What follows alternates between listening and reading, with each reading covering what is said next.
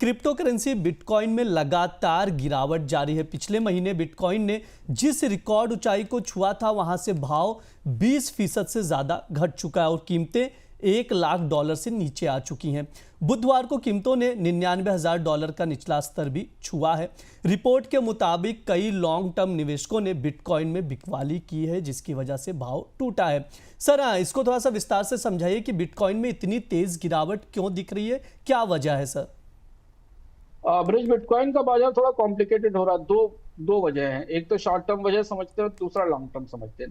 Short term वजह है कि बाजार में एक चर्चा आई थी, अफवाह थी, लेकिन बाजार ने उस पर रिएक्ट किया कि जो बिनांस है, जो सबसे बड़ा एक्सचेंज है, उस पर एक कानूनी लॉ सूट किया जा रहा है 10 अक्टूबर वाले क्रैश को लेकर, जो 10 तारीख को क्रैश हुआ था, जिसमें कि काफी बड़ा नुकसान हुआ था और बिनांस उसमें कई सारे नियमों में दोषी पाई गई। हालांकि इसका खबर की पुष्टि नहीं की गई, लेकिन कल बाजार में खबर जब तैरी, उसके बाद बाजारों में तेज गिरावट आई। सारे कैंडल्स रेट थे, सारे प्रमुख कॉइन्स, आल्ट कॉइन्स, बिटकॉइन्स में गिरावट थी। ये तो तात्कालिक वजह हुई। दूसरी वजह ये, चूंकि बिटकॉइन के मार्केट में भी कोई नए ट्रिगर नहीं दिख रहे हैं, कानूनी आधार पर कोई नए बदलाव नहीं हो रहे हैं। ईटीएफ आ रहे हैं लेकिन स्लो हैं।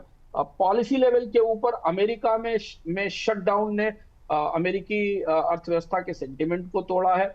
आज सुप्रीम कोर्ट में टैरिफ की सुनवाई चल रही है, जिस पर हम आगे बात करेंगे। सुप्रीम कोर्ट का रुख शुरुआती तौर पर सख्त है और अगर सुप्रीम कोर्ट कुछ और सख्ती करता है तो टैरिफ मुश्किल में पड़ सकते हैं। तो अमेरिका में जो आर्थिक अनिश्चितता है, उसका असर हमें बिटकॉइन बाजार पर दिखा और इसलिए हम एक इंटरेस्टिंग ट्रेंड बनता देख रहे हैं, क्योंकि बिटकॉइन के निवेशक काफी लिक्विड है, काफी स्मार्ट है और बहुत सारी ट्रेडिंग बॉट एल्गो से होती है, इसलिए काफी कुछ पैसा रोटेशन में मूव कर रहा है। तो बिटकॉइन से पैसा निकलकर ईटीएफ, बिटकॉइन और इथेरियम ईटीएफ से लिक्विडेट करके वो पैसा स्टेबल कॉइन और कैश में की जगह जा रहा है।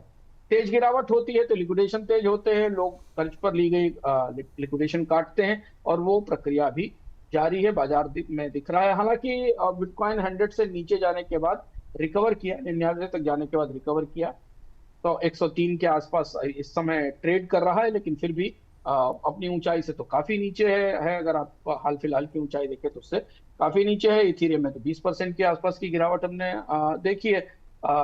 ये परिस्थिति आने वाले दिनों में, कुछ दिनों में बनी रह सकती है। न्यू कॉइन में सबसे जबरदस्त क्रैश हुआ, जो सबसे बड़ा खतरा है। बोंग, पेपे, इन दोनों में बड़ी गिरावट आई है और यहाँ लिक्विडिटी की क्राइसिस या लिक्विडिटी का क्रंच भी दिख रहा है। अगली खबर की ओर चलते हैं। चीन के साथ रिश्तों को सुधारने की दिशा में भारत गिफ्ट सिटी में चीन की करेंसी युआन की ट्रेडिंग की अनुमति दे सकता है। रिपोर्ट के मुताबिक युआन में ट्रेडिंग को लेकर बैंकिंग सेक्टर की तरफ से प्रस्ताव दिया गया है और फिलहाल इस प्रस्ताव की मंजूरी पर विचार हो रहा है। गिफ्ट सिटी में अभी भी 15 विदेशी करेंसी में ट्रेड हो रहा है, लेकिन उनमें चीन की करेंसी युआन शामिल नहीं है। सर, युआन में ट्रेडिंग की अनुमति देने को लेकर क्या मजबूरी है, और साथ ही ये भी बताइए कि युआन को लेकर किस तरह के बदलाव हो रहे हैं? यह बड़ी दिलचस्प घटनाक्रम है और ये बदलाव है समझना भारत के लोगों के लिए। भारत कहां से बायकॉट चाइना से 1 साल के भीतर चाइनीज युआन में ट्रेड करने और युआन में पेमेंट करने तक आ गया। दोस्ती भी हो गई, फ्लाइट्स भी शुरू हो गई, पर यह घटनाक्रम थोड़ा दिलचस्प है। शुरुआत हुई थी रूस को युआन में तेल के भुगतान से। रूस ने भी आधिकारिक रूप से स्वीकार किया था, भारतीय कंपनियों ने अब आधिकारिक रूप से शुरू कहा था।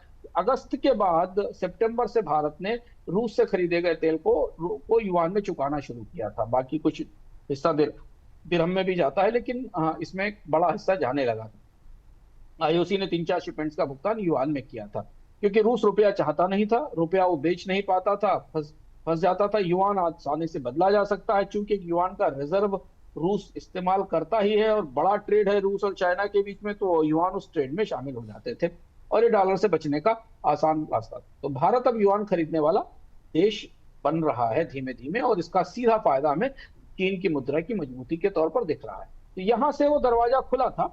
अब इस दरवाजे में आगे बैंकों ने कहा है कि अगर गिफ्ट सिटी को, जो कि IFSCA जो भारत की का ऑफशोर सेंटर है, उसे अगर आधुनिक बनाया जाना है, अंतर्राष्ट्रीय स्तर पर तैयार किया जाना है, तो वहां युआन की ट्रेडिंग की इजाजत दी जाए। ये प्रस्ताव अभी हाल में ही सरकार के पास आया है। अभी यहाँ 15 मुद्राओं में ट्रेडिंग होती है, 15 करेंसी ट्रेड होती है, पर युआन उसमें शामिल नहीं है। यहाँ USD EUR में अब FSCA सिस्टम शुरू हो रहा है, जहां पर लाइव क्लियरिंग हो सकेगी इसमें सौदों की। तो बैंक से चाह रहे हैं कि अगर युआन की ट्रेडिंग शुरू हो जाए तो वो यहाँ पर युआन बेस्ड प्रोडक्ट्स लॉन्च कर सकेंगे, इन्वेस्टमेंट के मौके ला सकेंगे, और गिफ्ट सिटी को हांगकांग और सिंगापुर जैसा दर्जा मिल जाएगा। भारत के लिए थोड़ी दुविधा है क्योंकि भारत को इससे फायदा तो होगा तेल, रूस के तेल का भुगतान करने में, चीन के साथ रिश्तों में, लेकिन डॉलर से बचने की कोशिश में भारत फिर चीन पर निर्भर हो जाएगा, युआन पर निर्भर हो जाएगा। और चूंकि चीन से $100 बिलियन का घाटा है तो भारत को और ज्यादा युआन खरीदना पड़ेगा चीन को भुगतान करने के लिए। लेकिन ये युआन वाली हिचक अब टूटती हुई दिखाई दे रही है। कहां कहां किस किस पॉलिसी में किन किन बिजनेस ट्रांजैक्शंस में पेमेंट सिस्टम में युआन को इंटीग्रेट किया जाएगा, इस पर हमारी निगाहें रहेंगी।